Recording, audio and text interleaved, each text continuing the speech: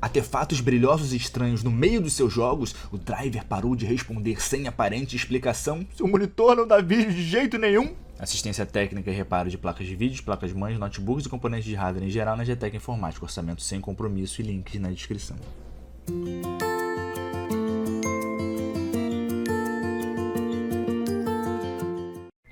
Fala galera, meu nome é Rodrigo, você está no canal Rodrigo Baltar, o canal que mais cresce no Brasil. Pessoal, esse vídeo é um bate-papo sobre a Vega Radeon 7, mais conhecida como Vega 7 Palmos, apresentada e anunciada pela AMD para fevereiro desse ano na CES de 2019, e ela teve supostamente o seu desempenho vazado por um youtuber de sucesso espanhol chamado Michael Quezada. É exatamente do canal desse cara que eu tiro a zoação dos gigahertz e megahertz. O canal dele é muito interessante, ele é tipo um peperaio espanhol, peperaio de Madrid, eu não sei de onde ele é, mas eu acho que ele é da Espanha também, ou de algum outro país que fala espanhol, mas eu recomendo o canal dele, é um canal muito maneiro, não é um espanhol muito carregado, você consegue entender perfeitamente, e ele fez um vídeo sensacional, muito engraçado, contando como ele conseguiu fazer o benchmark do Far Cry 5 na CES de 2019, né? No último dia ele falou que ficou estudando todos os passos de segurança, a AMD não deixava ninguém chegar perto da máquina lá, que era um Threadripper de segunda geração, com 16 GB, 3200 e tal, com SSD, não deixava ninguém chegar perto da máquina, e ele ficou estudando os movimentos do cara, e a cada 3 em 3 horas o maluco parece que saía para ir no banheiro e tal, e numa hora dessas ele chegou na máquina e conseguiu rodar o benchmark rapidinho do Far Cry 5, e claro que ele comparou com os resultados da RTX 2080 e da 1080 Ti. Bom, beleza, tudo certo. A comparação chega perto, próximo do que a AMD prometeu. Um desempenho próximo à RTX 2080 e próximo à 1080 Ti, né? Ela vence um pouquinho ali pelo que ele testou. Cerca de 3 ou 4 ou 5 quadros da 1080 Ti e perde um pouquinho para 2080. Algo que pra mim é bem justo, prometido pela AMD. É claro que a gente não pode saber, porque não tinha overlay nem nada lá, se a placa estava rodando com os 1800 MHz prometidos pela AMD, ou se ela estava com overclock, ou se a memória estava com overclock, mas a gente consegue perceber, até no meu último vídeo aí da RTX 2060, do benchmark, que quase ninguém assistiu, que não dá tanta diferença assim, mais aumentar o clock. Não dá tanta diferença.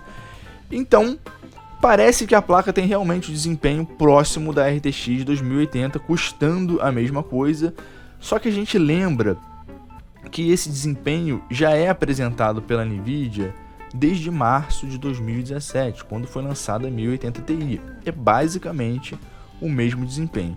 Outra coisa é que essa placa, essa Radeon Vega 7 Palmos, ela me parece mais uma Radeon Instinct, né? Uma Radeon Instinct é a placa que era usada lá nos processadores, nos computadores da Apple, o MacBook Pro, o Mac Pro, né? O grandão.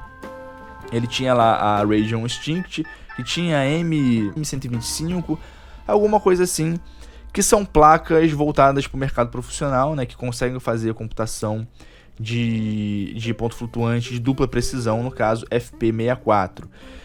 E essa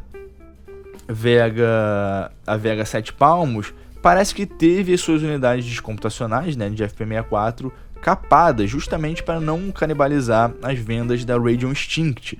Então ela tem ali o desempenho muito baixo em ponto flutuante de dupla precisão, né, 64 bit. Isso não influencia em absolutamente nada os jogos, porque geralmente os jogos usam FP16 e FP32, geralmente FP32. Então, essa Vega 7 Palmos, ela me parece uma placa com desempenho próximo a 1080 Ti, né, de 2017, consumindo ali, especula-se, cerca de 300 watts.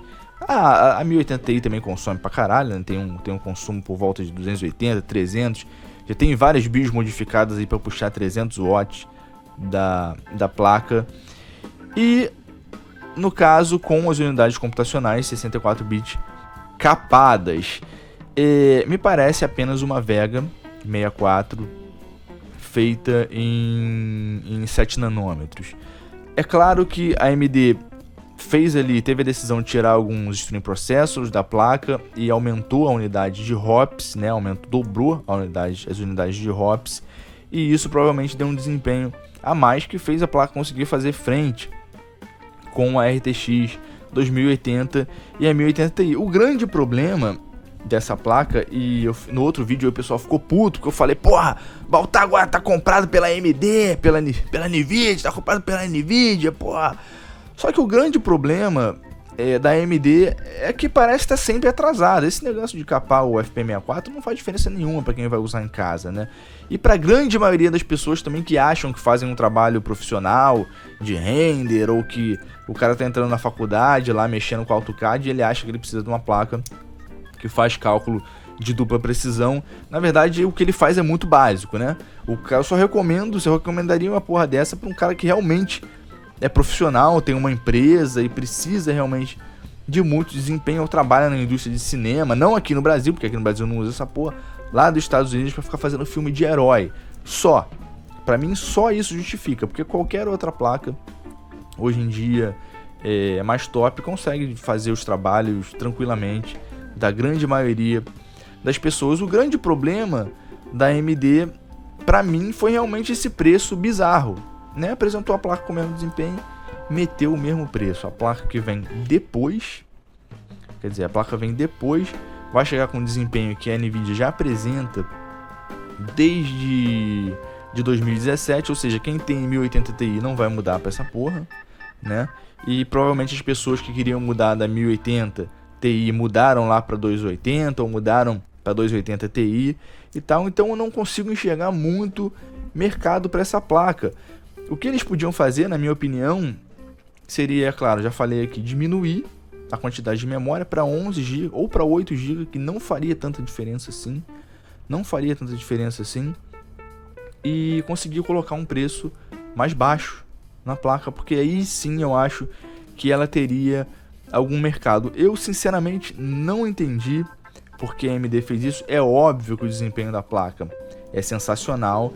E outra coisa que a gente tem que levar em consideração também, o pessoal reclama do preço da 2060 vai chegar aqui no Brasil $350, né? Vai chegar aqui no Brasil por R$2.600, é o que estão falando. Já vi alguns prints aí do pessoal que pegou. E, caralho, quanto vai chegar essa Vega aqui? Né? A RTX tá custando, já a 2080 tá custando 4.200. Se eu não me engano, foi o que eu vi na Kabum esses dias, 4.200. Só que as placas da AMD, primeiro, as Vega demoraram pra caralho pra chegar aqui. A Vega e aquela outra também, que tinha Nano, até esqueci o nome daquela porra, que ninguém lembra mais. Fury X, Fury Nano, que não apareciam aqui no Brasil, não vendia, você não achava. Não achava, quando achava era caro pra caralho.